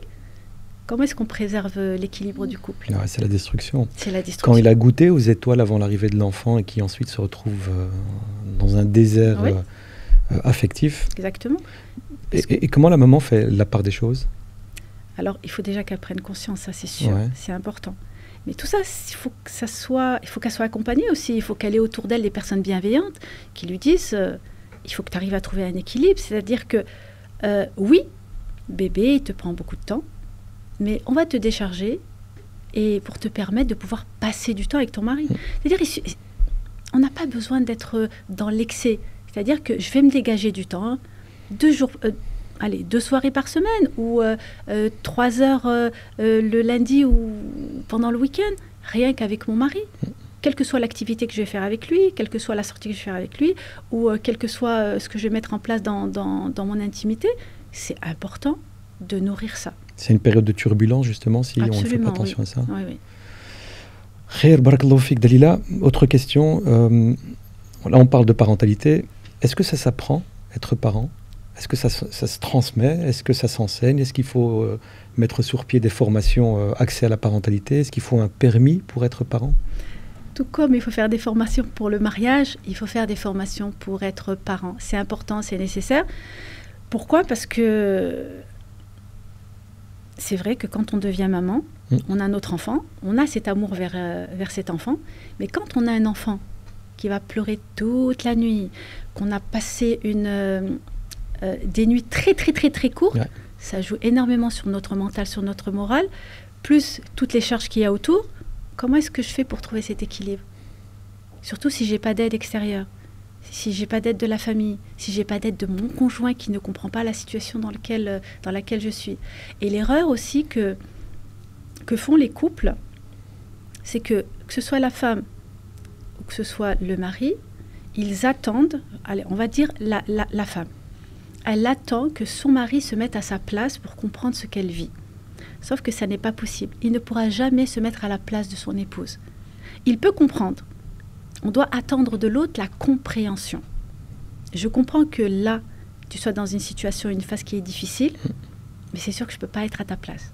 Donc comment est-ce que je pourrais t'aider? Comment est-ce que je pourrais faire pour que ça aille mieux? Parce que c'est dans l'intérêt des deux. Ils sont tous les deux dans on a l'impression que c'est un combat qui se mène au sein du couple. Donc l'idée, c'est quoi? C'est l'épouse intègre, la maman plutôt intègre le plus vite possible et le plus intensément possible le papa dans Absolument. Le fait d'être parent. Absolument. Et ça, c'est l'erreur que font les mamans. C'est que dès qu'elles ont le bébé, elles le gardent pour elles. Alors que non. Si on veut que le papa, il crée un lien affectif, un lien solide avec son enfant, dès que le bébé, il est là. Je rentre à la maison, tiens, dans les bras. Non, je ne sais pas le porter. Si, t'inquiète pas, c'est ton enfant. Et subhanallah, Dalila, le premier à porter le bébé, c'est qui? Ah, c'est le papa. C'est le papa. Bien sûr. À la naissance, il le prend dans ses bras et il est même le premier à avoir un contact direct avec l'enfant à travers l'adhan et l'iqama dans les oreilles. Et c'est pas pour rien. La maman, son rôle, toi en tant que mère, c'est aussi de préparer tes filles à être des futures mamans. Bien sûr. Comment ça s'enseigne, ça? C'est quoi, à travers l'exemplarité, ce que tu as été, ils essaieront de l'être? L'exemplarité. On pense que c'est en donnant des leçons à ses enfants. Tu sais, ma fille, il faut faire ça, ça, ça, il faut être comme ça, comme ça, comme ça. Sauf que la fille ne voit pas ça chez sa mère. Donc pour elle, c'est incohérent. Ouais. Donc il n'y a pas d'application. C'est pas légitime ce qu'elle raconte. Là, je vais faire appel, Dalila, à ta formation religieuse. Tu peux me parler un peu plus profondément du modèle prophétique éducationnel? Il est la référence, il est la base, ça a marché chez lui, ça ne marche pas chez nous. Alors qu'est-ce que lui, le prophète sallallahu alayhi wa sallam, a mis en place pour que ça marche et qu'est-ce que nous ne mettons pas en place pour que ça marche de la même manière? Ben déjà, c'est nous. C'est nous, ouais. Ouais, c'est vraiment nous. Tout part de nous. C'est pas l'enfant. L'enfant, il n'a rien à voir dans cette histoire. C'est le parent, en fonction de sa posture, de la manière dont il va parler, dans la manière dont il va être avec son enfant, c'est ce qui va faire la différence. Donc oui, la bienveillance, la patience, mais la patience, c'est une vertu dans le Coran. Non. Elle est citée plus de 80 fois dans le Coran. Ça veut dire que c'est vraiment quelque chose d'important. Donc oui, la patience, parce qu'un enfant, il a besoin d'un rythme, et c'est son rythme qu'on doit respecter. C'est pas le rythme de l'adulte, c'est pas le rythme de la société. Il a besoin de temps pour faire les choses. Il n'y a rien qui va... Il ne faut pas qu'il aille vite. Donc il doit prendre son temps pour construire les choses à l'intérieur de lui. Respecter le rythme. L'affectif dans le couple, super important. L'affectif dans l'éducation des enfants, autant important. Et vital. Ouais. C'est le moteur. Quelqu'un qui n'a pas eu d'affectif, comment est-ce qu'il transmet de l'affectif? Comment il le transmet? Alors, une personne qui n'a pas reçu d'affection ouais, va avoir beaucoup de mal à pouvoir créer des relations déjà avec les adultes, avec le conjoint ou la conjointe. Ça va être très difficile. Ce qu'on n'a pas reçu, on ne saura pas l'exprimer, voilà, le transmettre. Et par contre, il y a des personnes qui ont vécu des choses qui sont très difficiles dans leur enfance, donc manque affectif et toutes les toutes les horreurs qui pourraient y avoir autour, mais qui font preuve de résilience. Qui passent au-dessus. Et qui passent au-dessus. Et qui vont donner à leurs enfants, qui vont construire une vie, mais vraiment apaisée. Et les dangers de l'absence d'affectif dans l'éducation de nos enfants, c'est quoi? C'est de perdre nos enfants? C'est que nos enfants fassent les mauvais choix. Les mauvais choix plus tard. Sauf que maintenant, la société dans laquelle on est, c'est pas ma société à moi dans laquelle j'ai grandi. La société de maintenant, elle fait en sorte que nos enfants soient en perte de repère. Total. Donc, si on ne donne pas d'affect à ses enfants, si on ne donne pas ce temps avec son enfant, il ira le chercher ailleurs. L'affect, c'est quoi exactement? C'est de l'écoute, c'est du temps de qualité familiale, c'est quoi? C'est faire un câlin, c'est dire à son enfant qu'on aime? Il y a le câlin. Ouais. Il y a aussi... C'est-à-dire que moi, je rencontre beaucoup de mamans, elles vont dire à leur enfant « je t'aime », et 1 heure après, elles vont l'insulter. Donc, voilà. Qu'est-ce qu'on est en train d'apprendre à son enfant? C'est que quand il sera grand, quand elle sera grande, il pourra dire, si son conjoint lui dit la tape ou l'insulte, et qu'il revient, il dit excuse-moi, j'ai dépassé, mes paroles ont dépassé ma pensée. Je l'accepte, juste maman faisait la même chose. Voilà, exactement. Donc, aucune violence n'est acceptée. Et donc oui, quand on grandit sans cet affect, on va aller rechercher ce sentiment où on se sent bien. Si ce n'est pas une personne, ce sera autre chose. Et c'est là où les drogues apparaissent. Les drogues, l'addiction aux écrans, les drogues, la pornographie, toutes ces choses-là qui vont déclencher dans le cerveau de cet adolescent le manque qui lui manque. Ouais. Voilà, ce bien-être.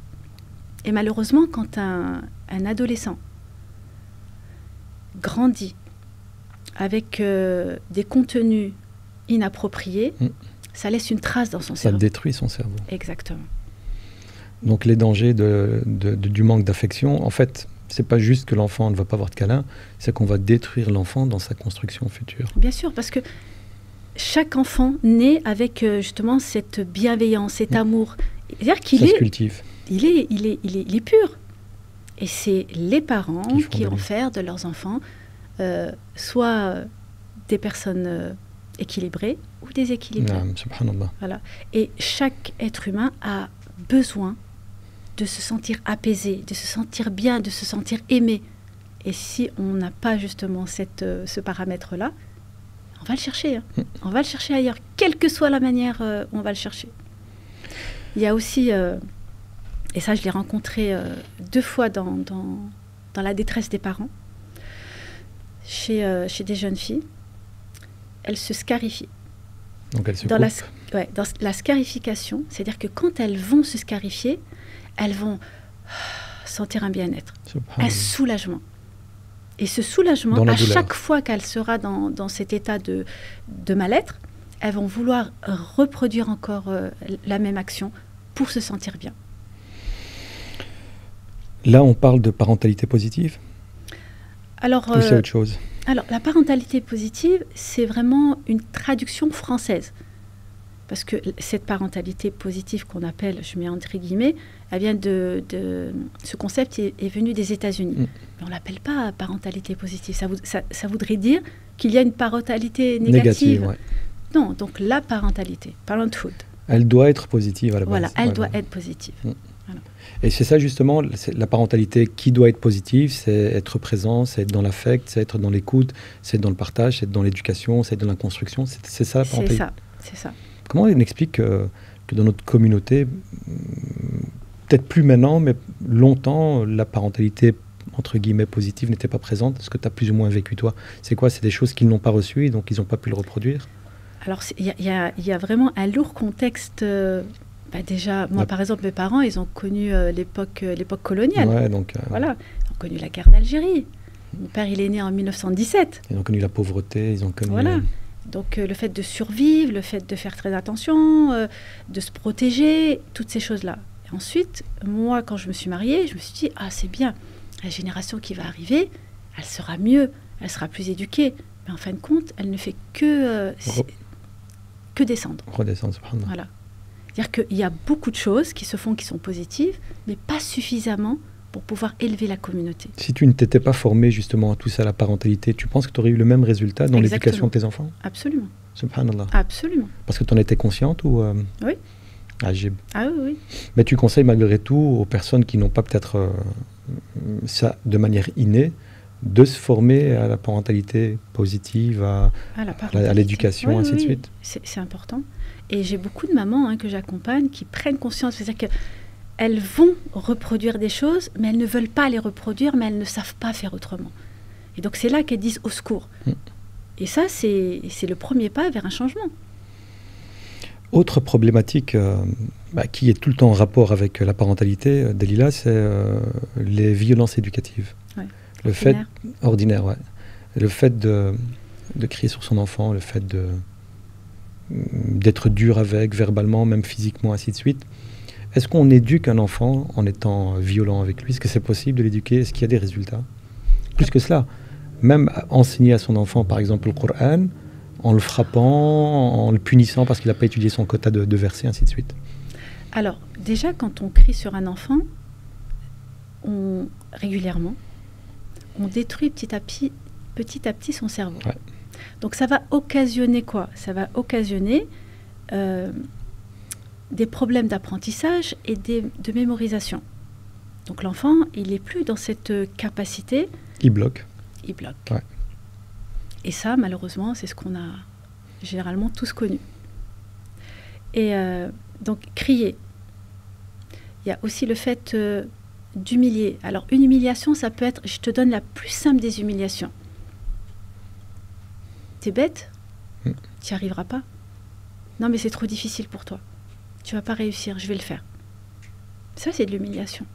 Et à force de répéter ça, l'enfant, il se convainc qu'il est comme ça. Et donc, il ne fera pas d'effort, il n'avancera pas. Ça touche son estime de lui et sa capacité à pouvoir faire les choses. Comparer l'enfant à son frère, ça fait aussi partie de l'humiliation. Nous, on dit comparer, c'est détruire. C'est vrai? C'est détruire. Chaque enfant naît avec certaines capacités, chaque enfant n'est pas l'autre. C'est-à-dire qu'on doit respecter son enfant de là où il est. Il y a beaucoup de mamans qui vont dire « Oui, mais il n'est pas comme son frère. » Heureusement qu'il n'est pas comme son frère. Ouais. Oui, mais lui, il est plus gentil. C'est-à-dire que le repère, pour certaines mamans, c'est il bouge, donc il n'est pas bien. L'autre ne bouge pas, il est tranquille, il est obéissant. Donc ça, c'est un enfant qui est parfait. Sauf que non. Un enfant qui ne bouge pas, c'est un enfant qui ne va pas bien. Les enfants sont là pour bouger pour se développer. Et ils se développent justement à travers le fait de bouger un peu dans tous les sens. Le prophète sallallahu alayhi wa sallam n'a jamais fait preuve de violence verbale, physique, avec ses enfants, avec ses épouses, même avec ses propres ennemis. Il était avec les enfants de la communauté. Et il était entouré d'enfants.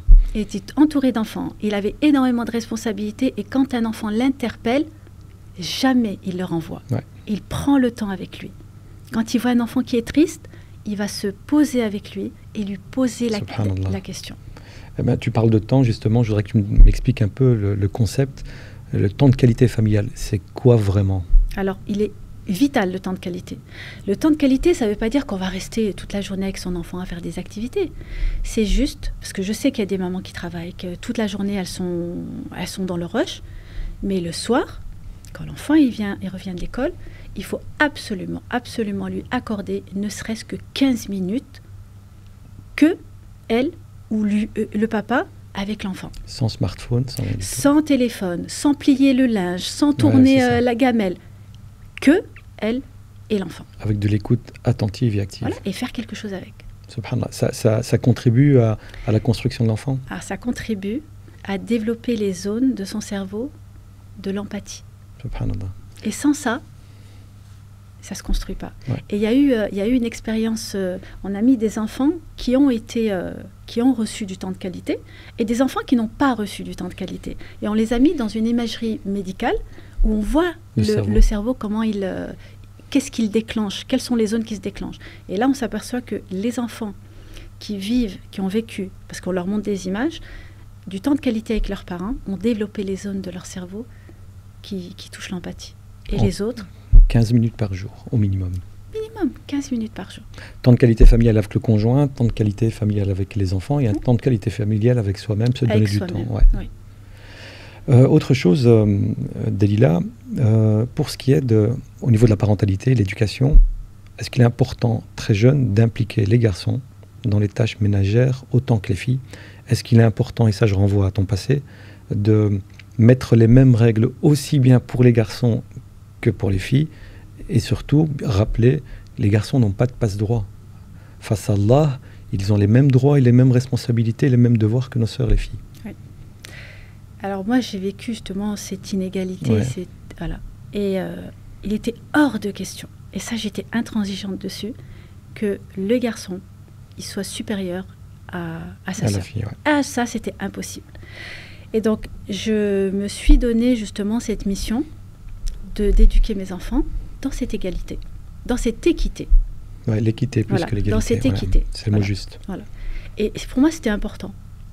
Et même si autour de moi, dans le cercle familial, on dit « Mais laisse-le, pourquoi tu le laisses ?» Ah ben non. Comme lui, comme sa sœur. Ouais. C'est exactement la même chose. Ça veut dire que lui, quand il va grandir, non, avant qu'il grandisse et qu'il se marie, il va aller à la fac. Qui va lui préparer à manger? Comment il sera en capacité de pouvoir se débrouiller tout seul? Il se fera livrer, hein, Delila. Jusqu'à quand? Non, je sais. Voilà.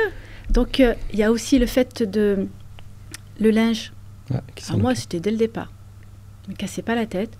À 14 ans, allez, un peu moins, 13 ans. Chacun s'occupe de son linge. Oui. Alors, je me rappelle de mon garçon, le deuxième garçon. Maman, tu t'as pas lavé mon linge. Bon, écoute, je te le mets dans la machine, je le fais tourner, mais tu l'étends. Ok, d'accord, maman. Alors, je dis à mon fils, je vais pas dire son nom parce qu'il va dire maman. Mais il se reconnaît. Va étendre ton linge. Oui, je vais y aller. Va étendre ton linge. Ok, va pas étendre ton linge. Laisse-le là. Je l'ai laissé. Il a oublié. Maman, mon linge. Je t'ai dit, va l'étendre. Donc oui, il y a l'odeur, donc tu es obligé de le faire tourner encore une fois. Et à partir de ce jour-là, va étendre ton linge. Il a été l'étendre.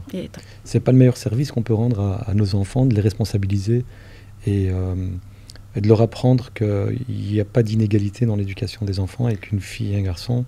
Toi, par exemple, lorsque tu étais jeune et que tu as vécu cette inégalité, est-ce que ça crée des tensions avec tes frères, le fait de savoir qu'eux pouvaient faire des choses que toi, tu ne pouvais pas faire? Les tensions, je les gardais à moi. Ouais, mais elles étaient là. Voilà, elles étaient là, je ne pouvais pas les exprimer. Subhanallah. Ouais. Mais c'est sûr qu'il faut arrêter de faire à la place de nos enfants et arrêter de faire à la place de nos garçons. Et ça, c'est une catastrophe. Parce que quel message on renvoie aux garçons? Qu'il a la toute-puissance, qu'il peut se permettre beaucoup de choses, que de toute façon, l'épouse qu'il va avoir, elle n'a pas autant de valeur que ça. Elle est à son service. Subhanallah. C'est pas une question de... Je suis pas en train de dire que c'est un combat entre l'homme et la femme, pas du tout. C'est-à-dire que pour que les relations puissent se construire de manière apaisée, comme le prophète alayhi salam, il était au service de sa famille. Voilà, tout simplement. Il s'occupait de toutes les tâches ménagères. Oui. Subhanallah al-Adim. Et la seule chose qui l'arrêtait des tâches ménagères, c'était l'appel à la prière, c'était sa relation à Allah, mais sinon il était, et il ne véhiculait que les valeurs coraniques et rien d'autre. Exactement. Delila, on est bientôt à la fin de notre podcast. Encore 2-3 questions, Inch'Allah, et puis je te libère. Alors, très souvent, lorsqu'on entend les parents parler, se plaindre de leurs enfants, on entend tout le temps, ouais, mais ils ne respectent pas le droit des parents par-ci. Mais très souvent, on oublie que les enfants ont des droits. Et est-ce que les enfants ont des droits, Delila? Bien sûr. Le droit des enfants est prioritaire par rapport au droit des parents. Parce que l'enfant, il est dépendant. L'enfant, il n'a pas cette capacité de prendre du recul et de savoir ce qui est bon pour lui. Et donc, le parent, il a cette responsabilité de construction. Il a cette responsabilité d'apporter à son enfant ce dont il a besoin pour s'épanouir. Et on raconte même que nos savants spécialistes dans la pédagogie nous disent même que le droit des enfants est prioritaire sur le droit des parents parce qu'il vient avant le droit des parents. L'enfant, son premier droit, c'est que sa maman choisisse pour lui un bon papa. Absolument. Et l'enfant, son premier droit, c'est que son papa choisisse pour lui une bonne maman. Ça ne veut pas dire que les enfants n'ont pas de devoir envers les parents. Ah non, ça, mais donc c'est vraiment une relation qui va dans les deux sens. C'est ça. Les 3 erreurs les plus fréquentes d'après toi, dans l'éducation des enfants? C'est de vouloir vivre sa vie à travers ses enfants. C'est-à-dire qu'on leur impose un choix de vie. On calque sur eux ce qu'on aurait voulu être. Ça. Ouais. Cette manière intransigeante de vouloir imposer à son enfant une manière d'être, une manière de se comporter. De réfléchir. De réfléchir. C'est-à-dire qu'on ne lui laisse pas l'espace d'être lui-même. Et ça, c'est vraiment une très grosse erreur. Et les parents, ils pensent vraiment qu'ils savent mieux que quiconque ce qui est bon pour leur enfant, sans même être à l'écoute. Ils l'étouffent plus qu'autre chose. Absolument. Dalila, barakallahu fiki, jazakillahu khaira. Ça a été vraiment très agréable de te recevoir. Ça a filé. On est quasi à 1h20, 25 de podcast. Avant de te permettre de parler directement à notre public, de t'adresser à eux, est-ce que tu as des projets à court et moyen terme? Tu voudrais mettre en avant? Pour l'instant, ça se construit. Ça se travaille. Oui. Bah, ça fait longtemps que je t'entends, ça se travaille. Oui. Il n'y a pas d'indice, il n'y a rien du tout. C'est toujours en rapport avec la parentalité, avec la communauté en tout cas. Tu avais lancé une formation Super Maman, c'est toujours d'actualité ça? C'est toujours d'actualité, mais je l'ai mis en stand-by pour l'instant. C'était quoi exactement? C'est j'accompagne les mamans justement dans cette parentalité, mais vraiment du début. Jusqu'à la fin. Et jusqu'à la fin. Super papa? Super enfant? Oui, super enfant, pourquoi pas? Pourquoi pas? C'est une idée, oui. Et donc, projet toujours dans la parentalité, des projets de formation religieux pour filles, femmes? Pour l'instant, c'est dans ma tête. Discute, ouais. C'est dans ma tête, on verra comment ça peut se... Qu'Allah te facilite. Ourti Dalila, ça a été très agréable de te recevoir, très instructif. Je suis parent depuis de longues années, je suis époux depuis de longues années. Je pensais être un époux et un papa modèle, mais là je découvre qu'il y a encore plein de choses que je dois corriger pour l'être encore plus. Qu'Allah nous permette d'atteindre ce niveau d'excellence dans tout ce qu'on fait. Je vais te permettre maintenant de t'adresser à notre public, à ton public, à la plateforme d'Arrive-t-on. Et tu as libre antenne pendant 1 minute ou 2 minutes maximum, Inch'Allah. Tfadli. Alors, moi, le message que j'aimerais vous transmettre, c'est que rien n'est figé. Il n'est jamais trop tard pour prendre conscience qu'on peut mieux faire. On peut toujours mieux faire. Il suffit juste de demander aux bonnes personnes, d'aller dans les espaces qui vont favoriser l'écoute déjà de là où vous êtes. C'est important qu'on soit dans l'écoute de la souffrance que vous avez, de la difficulté que vous avez avec vos enfants ou vos adolescents, parce qu'il y a beaucoup de problématiques avec vos adolescents, parce que vous passez un stade qui est complètement différent, et donc vous avez besoin d'aide parce que vous vous sentez perdu. Il y a toujours la possibilité de corriger, d'apporter ce dont vos enfants ont besoin pour pouvoir s'épanouir. Concernant le couple, donnez du temps de qualité, laissez cet espace à votre époux, à votre épouse, de pouvoir communiquer, garder toujours entre vous ce respect qui est non négociable. À partir du moment où il n'y a plus de respect dans le couple, il n'y a plus de couple. Qu'Allah vous préserve. Barakallahu fiki, Dalila, jazakillahu khaira. C'était vraiment un agréable moment en ta compagnie. J'implore Allah Azza wa Jalla de continuer à te faciliter le bien, de continuer à t'aider, à accompagner nos frères, nos sœurs pour être de meilleurs papas, de meilleures mamans, de meilleurs époux, de meilleures épouses, qu'il déverse sur toi et sur les tiens son amour, sa rahma, sa bienveillance, et qu'il te permette, Inch'Allah, d'être avec les tiens, fil firdausil a'la, amina, amina, amin. Et tu es la bienvenue quand tu veux.